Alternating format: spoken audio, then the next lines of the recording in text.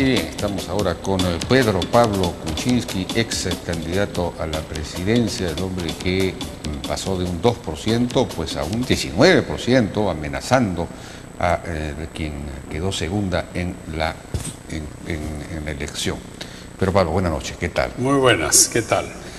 Bueno, ¿cómo se siente finalmente después de esta experiencia? ¿Fue positiva? ¿Se siente contento o frustrado, fracasado?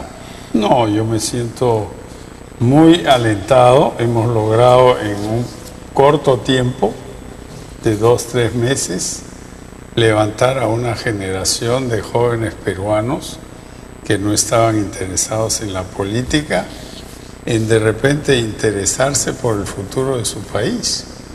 Y también hemos despertado inquietudes en el sur del Perú, que era un territorio completamente separado de la política que yo represento.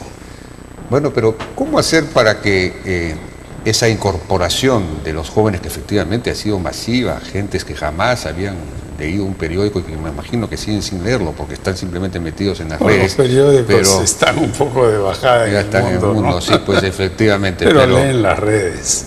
De acuerdo, ¿no? Pero, digamos, nunca se habían interesado en la política y ahora se han incorporado, incluso empiezan a discutir de temas políticos y todo, eso es una gran cosa. Sobre todo sectores niveles A, B y C incluso, ¿no? Claro. Es decir, sectores vinculados a la élite nacional, que es hora que se empiecen a preocupar por su país. Pero, ¿cómo hacer para que esto no sea flor de un día? Desaparece PPK, desaparecen y en un momento ya los PP causas desaparecerán también. No me entierres todavía. Yo sigo vivo y mis PP causas también. Yo creo que esto refleja un fenómeno mundial que no llegó al Perú y recién llegó con alguien que les habló con franqueza y verdad. Y les di, no, yo no les prometí grandes cosas. Hablé de trabajo, hablé de reforma del Estado, hablé del agro, que los otros candidatos no han hablado del agro. Y hablé de lo que había que hacer. Y yo creo que eso cautivó a los jóvenes y se fueron plegando. Y además, claro, pusimos un poco de alegría en la campaña. Alegría a veces no buscada, pero llegó con la bocina y tal, ¿no? ¿Y a quién se le ocurrió lo del Pepe Cuy? Lo del Pepe Cuy es una idea que se discutió bastante y había gente a favor, gente en contra. Yo estaba muy a favor y al final se hizo. Bueno, pero ¿cómo hacer para consolidar, para encauzar, canalizar, digamos, esta participación de los jóvenes para que, bueno, porque terminada la campaña puede disolverse simplemente? ¿Cómo hacer para mantenerla de alguna manera si es que Pedro Pablo Kuczynski en realidad no tiene un partido?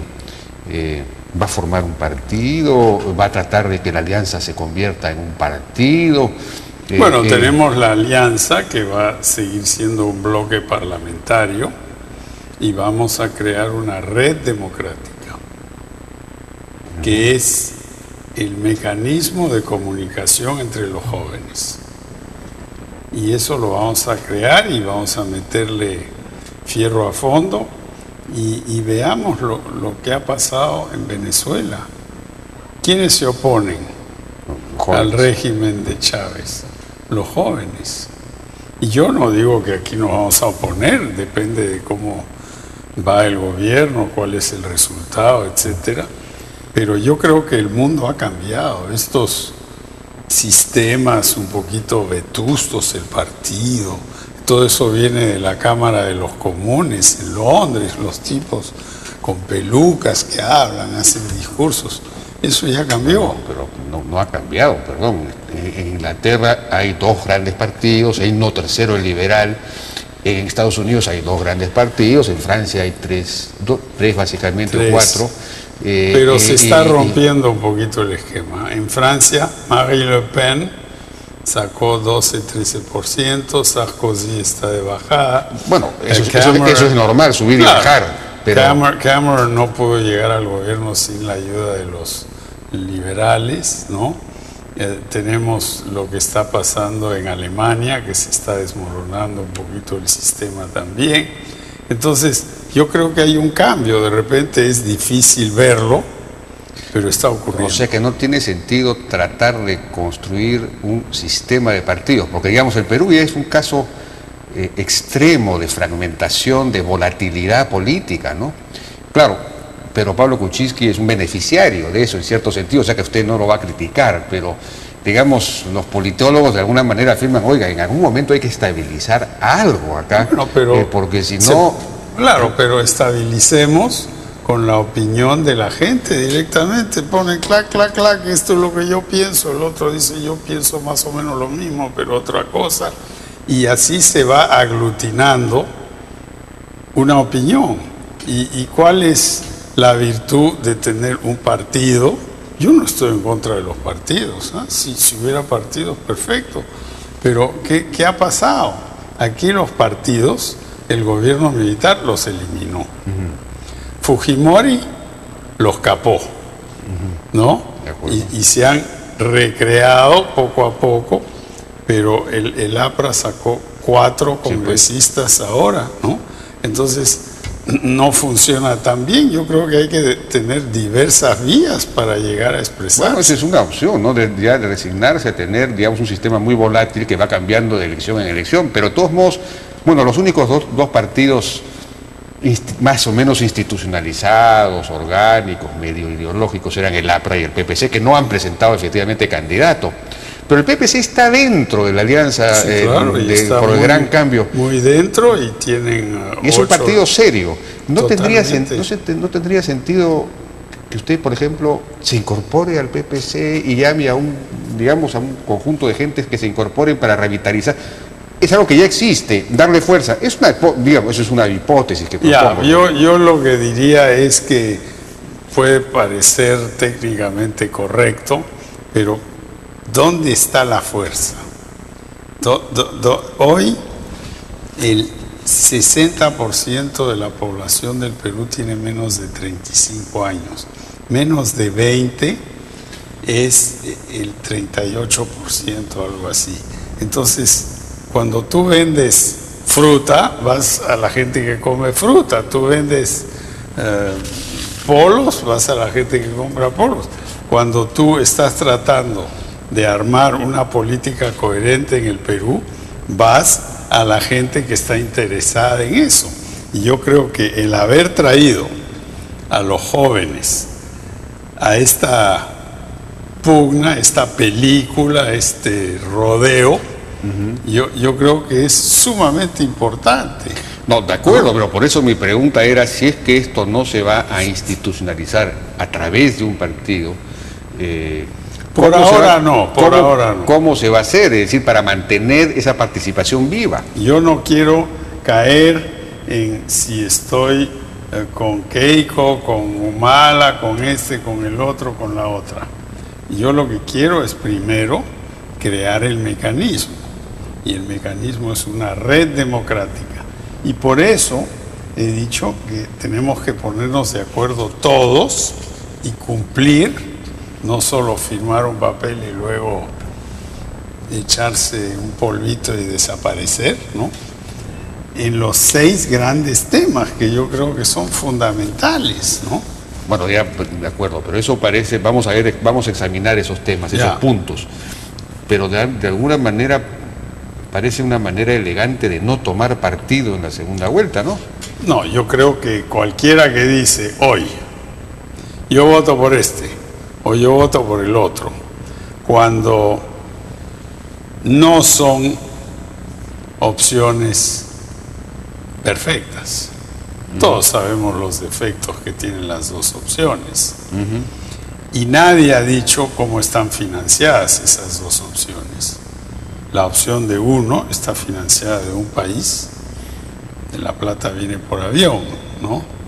Y la otra no se sabe muy bien. Yo creo que primero hay que sincerarse. Oye, ¿quién me apoya? Es el que manda aquí. Yo creo que eso hay que Bueno, ese es el discutirlo. ese es el tema del caso de la candidatura de Ollanta Humala, que aparentemente está financiada claramente por el Brasil. No, que Brasil, no. ¿Por el Eso gobierno brasilero o por instancias vinculadas al gobierno brasilero? No, los dos asesores de Ollanta son asesores del PT, del Partido de los Trabajadores de Brasil, que es muy distinto de los asesores personales políticos de Lula. El PT es, claro que Lula sale de ahí, claro, pero es completamente distinta la gente que está asesorando al partido Gana Perú a la gente que asesoró a Lula en sus dos campañas. Y del otro lado tenemos el hecho absolutamente comprobado de que mucha de esta financiación viene de Chávez, como vino en el 2006, como vino igualito a través de la Birli Torres en maletas. Yo era el primer ministro del Perú en esa época, conozco el tema. Y ahora, obviamente no soy el primer ministro ni tengo acceso a inteligencia, pero nadie duda eso. Y entonces todo esto se ha vestido en una especie de lindo terno, ¿no? Y se está tratando de convencer a la gente que es distinto. Y del otro lado, ¿quién está detrás del otro lado? Está Montesinos, no se sabe realmente, ¿no? Es preocupante.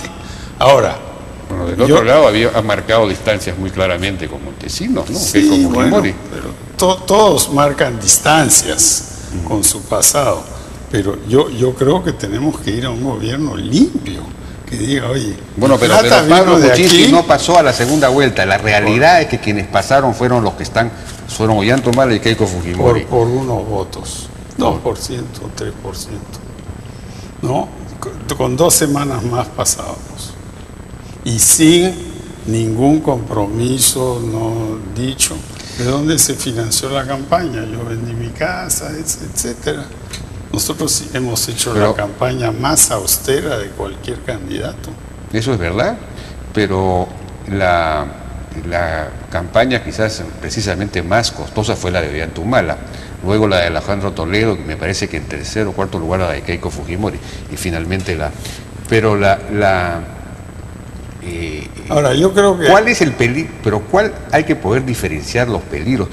¿Usted cree que un gobierno de Keiko Fujimori, por ejemplo, tiene un peligro autoritario, un peligro podría cerrar el Congreso? Digamos, ¿hay una amenaza autoritaria ahí? Yo no puedo juzgar eso, ¿no? Keiko dijo que cuando su papá entró al gobierno y ella con él, ella tenía 15 años, a los 2 años se cerró el Congreso. Obviamente ella no cerró el Congreso. Claro.